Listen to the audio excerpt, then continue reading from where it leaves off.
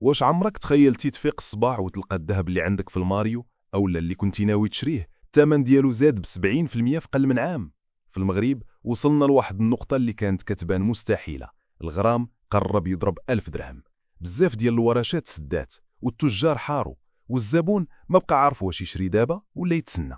في هذا الفيديو غادي نغوصوا في كواليس سوق الذهب في المغرب، غنفهموا علاش هذا الارتفاع الصاروخي وشنو علاقة تعويم الدرهم اللي جاي في 2026 بهذا الشيء.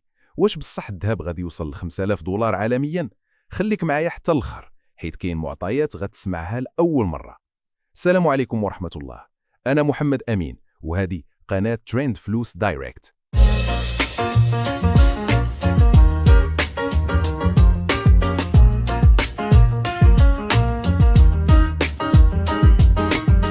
نبداو باللي كاين دابا، وحنا في الاخر ديال هاد السنة 2025 الذهب في العالم هرس كاع التوقعات وفات 4500 دولار للأونصة.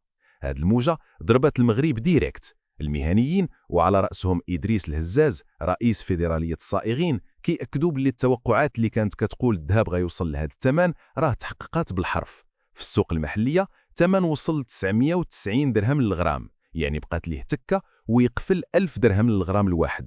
هادشي ماشي غير رقم، هادشي معناه أن الدبليج ولا المضمة اللي كانت كدير ثمن اليوم ولات في خيال آخر. بزاف غيسولوا علاش هاد الروينة كاملة؟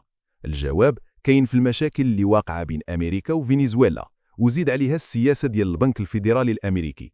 الذهب هو الملاذ الآمن، فاش كترون الوقيته العالم كامل كيهرب يشري الذهب باش يحمي فلوسه، وهذا الشيء هو اللي كيخلي الطلب أكثر من العرض والثمن يشعل. ولكن في المغرب القضية كبر من مجرد ثمن طالع. السي إدريس الهزاز كيهضر على تداعيات واقعة كتقيس لقمة العيش ديال الحريفية. الوحدات الإنتاجية الصغرى بزاف منهم سدوا بيبانهم حيت ما بقاش عندهم الفوندو أو الذهب الخام باش يخدموا. حتى التجار في كبار المدن بحال الدار البيضاء، بحال اللي صرح به التاجر حسن وداود، كيعيشوا حالة من الارتباك. تخيل تبيع الذهب اللي عندك في المحل وتجي تبغي تعوضه وتلقى الثمن زاد عليك ب20 ولا 30 درهم في نهار واحد.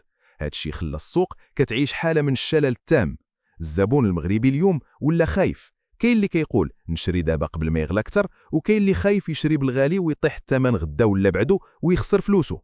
ولكن الصدمة الكبيرة هي اللي جاية في 2026. المهنيين كيهضروا بقلق كبير على تعويم الدرهم المرتقب. هاد الخطوة تقدر تخلي القيمة ديال العملة ديالنا تنزل قدام الدولار، وداك الساعة الذهب في المغرب غيولي بثمن خيالي اكثر من هادشي اللي كنشوفو دابا. الخلاصة، سوق الذهب في المغرب كيمر من أصعب فترات ديالو، بين نظرة المادة الخام والارتفاع العالمي وضبابية الرؤية في المستقبل. كيبقى الذهب هو سيد الموقف. وقبل ما نختمو بغيت نسولكم نتوما وتجاوبوني في التعليقات، واش في هاد الظروف كتشوفوا باللي الذهب مازال صالح للاستثمار ولا كيبان لكم باللي الثمن غيطيح والفقاعة غتنفجر؟ شكرا لكم بزاف على مشاهدة الفيديو. إلى عجبكم هذا المحتوى ما تنساوش تشتركوا في القناة، تضغطوا على زر الإعجاب وتفعلوا الجرس باش يوصلكم ديما الجديد ديالنا. شاركوا الفيديو مع الناس اللي كتعرفوهم باغيين يشريوا الذهب باش ياخدوا حذرهم. تهلاو في راسكم وفي أمان الله.